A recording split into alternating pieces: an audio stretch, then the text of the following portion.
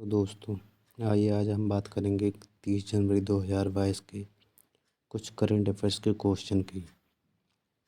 पहला है विश्व कुष्ठ रोग दिवस, जो 30 जनवरी को मनाया जाता है। इसका उद्देश्य कुष्ठ रोग को समाप्त करना तथा कुष्ठ रोग से पीड़ित लोगों के साथ होने वाले भेदभाव को समाप्त करना होता है। कुष्ठ रोग से पीड़ित लोग सामाजिक भेदभाव के कारण अक्सर अवसाद का शिकार हो जाते हैं। इसके इलाज के लिए पीड़ित को मल्टी ड्रग थेरेपी की आवश्यकता पड़ती है। इस थेरेपी के तहत पीड़ित को 6 माह से 1 वर्ष तक दवाइयों का सेवन करना पड़ता है। विश्व में विश्व कुष्ठ रोग दिवस जनवरी के अंतिम रविवार को मनाया जाता है, लेकिन भारत में ये दिवस महात्मा गांधी की पुण्यतिथि पर 30 जनवरी को मनाया जाता है। तो ये देखिए, इस क्वेश्चन में मोस्ट इम्पॉर्टेंट डिफरेंस है कि ये विश्व में जनवरी के अंतिम रविवार को मनाया जाता है, लेकिन भारत में ये दिवस महात्मा गांधी की पुण्यतिथि पर 30 जनवरी को मनाया जाता है। आइए हम दूसरे क्वेश्चन की तरफ चलते हैं। 74वां शहीद दिवस 30 जनवरी 2022। हर साल 30 जनवरी को महात्मा गांधी की स्मृति में शहीद दिवस मनाया जाता है, जिनकी 1948 में नाथूराम गोडसे द्वारा बिरला हाउस में हत्या कर दी गई थी। इसके अलावा इसमें ध्यान देने वाली ये बात है कि 30 मार्च को भगत सिंह, शिवराम, राजगुरु और सुखदेव थापर के सम्मान में भारत में शहीद दिवस मनाया जाता है, जिन्हें 1931 में इसी दिन फांसी लगा दी गई थी। मोहनदास करमचंद गांधी को महात्मा गांधी अथवा बापू के नाम से भी जाना जाता है। महात्मा गांधी, जिन्हें राष्ट्रपिता के रूप में माना जाता है, स्वतंत्रता के लिए भारत के संघर्ष करने वाले सेनानियों में सबसे प्रमुख थे और उन्हें ब्रिटिश राज के खिलाफ उनके अहिंसक दृष्टिकोण के लिए हर किसी के द्वारा सराहा गया था। ये हैं डॉक्टर बी अनंत नागेश्वरन, मुख्य आर्थिक सलाहकार। देखिए, इनका चेहरा पहचान लीजिए, जहाँ भी ये दिखाई दे, ये हमारे मुख्य आर्थिक सलाहकार नियुक्त किए गए हैं नए। भारत सरकार ने डॉक्टर बी अनंत नागेश्वरन को नया मुख्य आर्थिक सलाहकार नियुक्त किया है। ये घोषणा 1 फरवरी 2022 के केंद्रीय बजट की प्रस्तुति और 31 जनवरी को 2021-22 के आर्थिक सर्वेक्षण की प्रस्तुति से कुछ दिन पहले आई है। ये पद 17 दिसंबर 2021 से खाली पड़ा था, जब केवी सुब्रमण्यम ने कार्यकाल छोड़ा था। वह प्रधानमंत्री की आर्थिक सलाहकार परिषद के पूर्व सदस्य हैं। डॉक्टर नागेश्वरन, जो एक प्रसिद्ध लेखक, साहित्यकार, शिक्षक और आर्थिक सलाहकार हैं, ने भारत और विदेशों में कई बिजनेस स्कूल ऑफ और प्रबंधन संस्थानों में पढ़ाया भी है। मुख्य आर्थिक सलाहकार के रूप में अपनी नियुक्ति से पहले वह IMFR graduate school of business के डीन और आंध्र प्रदेश में किरिया विश्वविद्यालय में अर्थशास्त्र के अतिथि प्रोफेसर भी थे।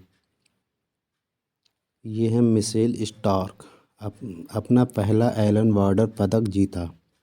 मिशेल स्टार्क ने अपने पहले एलन वार्डर पदक का दावा किया है, जबकि एशले गार्डनर बिलिंडा क्लार्क पुरस्कार जीतने वाले पहले स्वदेशी व्यक्ति बने हैं।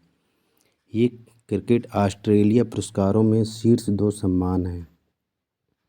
स्टार्क ने पुरुषों का one day player of the year भी जीता है। ट्रेविड हेड ने men's test player of the year का पुरस्कार जीता है। एलिसा हेली ने महिला one day player of the year का पुरस्कार जीता है। ये तो हमें मोदी जी हैं, इन्हें सब तो जानते ही होंगे।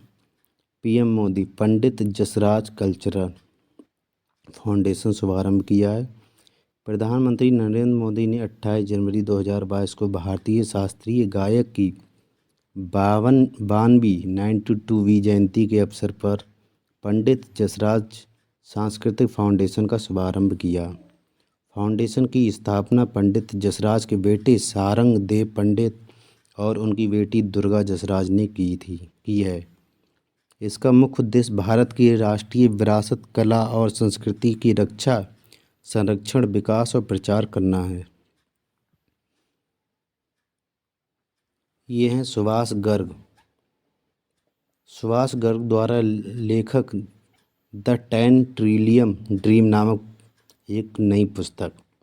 भारत के पूर्व वित्त सचिव सुभाष चंद्र गर्ग ने द 10 ट्रिलियन ड्रीम नामक अपनी पहली पुस्तक की घोषणा की है।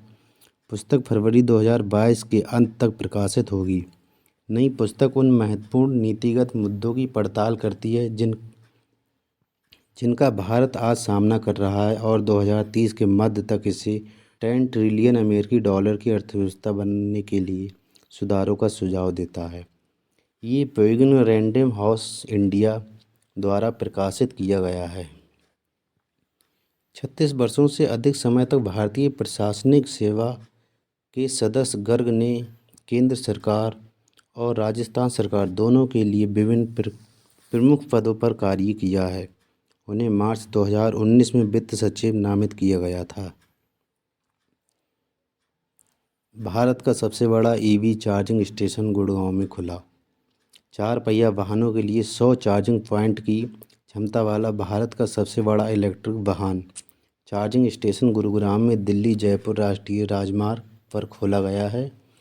पहले भारत का सबसे बड़ा EV charging station Navi Mumbai में स्थित था, जिसमें ईवीएस के लिए 16 एसी और 4 डीसी चार्जिंग पोर्ट थे। नई ईवी चार्जिंग स्टेशन को tech piloting company electric private limited द्वारा विकसित किया गया है। इस आकार और परिणाम का इलेक्ट्रिक वाहन चार्जिंग स्टेशन दुर्लभ है और उद्योग के लिए सहज प्रमाणन, अनुपालन और सुरक्षा मानकों में व्यवसाय करने में वास्तविक आसानी का अनुभव करने में महत्वपूर्ण भूमिका निभाएगा। लोकसभा सचिवालय डिजिटल संसद ऐप लॉन्च किया। लोकसभा अध्यक्ष ओम बिरला ने 27 जनवरी 2022 को संसद के आधिकारिक मोबाइल एप्लीकेशन डिजिटल संसद ऐप को लॉन्च किया है, ताकि नागरिकों को केंद्रीय बजट 2022 सहित सदन की लाइव कार्रवाई तक पहुंचने की अनुमति मिल सके। ऐप संसद और संसदीय कार्यवाही को न केवल सदस्यों के लिए बल्कि देश की जनता के लिए भी सुलभ बनाएगा। डिजिटल संसद ऐप के माध्यम से नागरिक ये देख सकते हैं कि उनके संसद सदस्य क्या कर रहे हैं, वे किस बहस में भाग ले रहे हैं और वे क्या कह रहे हैं। ऐप का उपयोग करके सांसद अपनी उपस्थिति को डिजिटल रूप से भी दर्ज कर सकते हैं। ऐप में 1947 के बाद से बजट भाषणों के साथ साथ 12वीं लोकसभा से 17वीं लोकसभा तक के सदन की चर्चाओं की जानकारी है। इसमें संसद की कार्यवाही का सीधा प्रसारण भी होगा। इस ऐप पर 2022 के बजट सत्र को भी लाइव देखा जा सकता है। WGC 2021 में वैश्विक सोने की मांग 10% बढ़कर 4021 टन हुई। दिसंबर 2021 की तिमाही के दौरान साल दर साल की मांग में 10 तिमाही के उच्च स्तर पर 50% की भारी वृद्धि के कारण 2021 में वैश्विक सोने की मांग 10% बढ़कर 4021.3 टन हो गई है। ये खुलासा वर्ल्ड गोल्ड काउंसिल की गोल्ड डिमांड ट्रेंड्स 2021 रिपोर्ट में हुआ है। 2021 के दौरान सोने की कुल मांग 3658.8 टन रही है। केंद्रीय बैंक लगातार 12वें साल सोने के शुद्ध खरीदार रहे हैं। नीदरलैंड में दुनिया के सबसे बड़े कैनाल लॉक का उद्घाटन। दुनिया के सबसे बड़े कैनाल लॉक का उद्घाटन नीदरलैंड के एम्स्टर्डम बंदरगाह के एक छोटे से बंदरगाह शहर इज़मुइडेन में किया गया है। समुद्र के ताले का उद्घाटन डच राजा विलेम अलेक्जेंडर ने किया था। इज़मुइडेन सी लॉक 500 मीटर लंबा और 70 मीटर चौड़ा है। बड़े पैमाने पर बुनियादी ढांचा परियोजना पर निर्माण 2016 में शुरू हुआ था और इसे 2019 तक पूरा किया जाना था। ये शुरू में नियोजित बजट से लगभग 300 मिलियन अधिक हो गया है। संरचना भी इतनी गहरी है कि जहाज़ों को नहर में प्रवेश करने के लिए अनुकूल जल स्तर की प्रतीक्षा नहीं करनी पड़ेगी। समुद्र से लगभग 9 मीटर ऊपर ये संरचना बाढ़ के खतरे में भी बचाव करती है। आईआईटी शोधकर्ताओं ने कोविड के निदान के लिए विकसित की एआई संचालित तकनीकी। आईआईटी जोधपुर के शोधकर्ताओं ने एक नया आर्टिफिशियल इंटेलिजेंस समाधान विकसित किया है।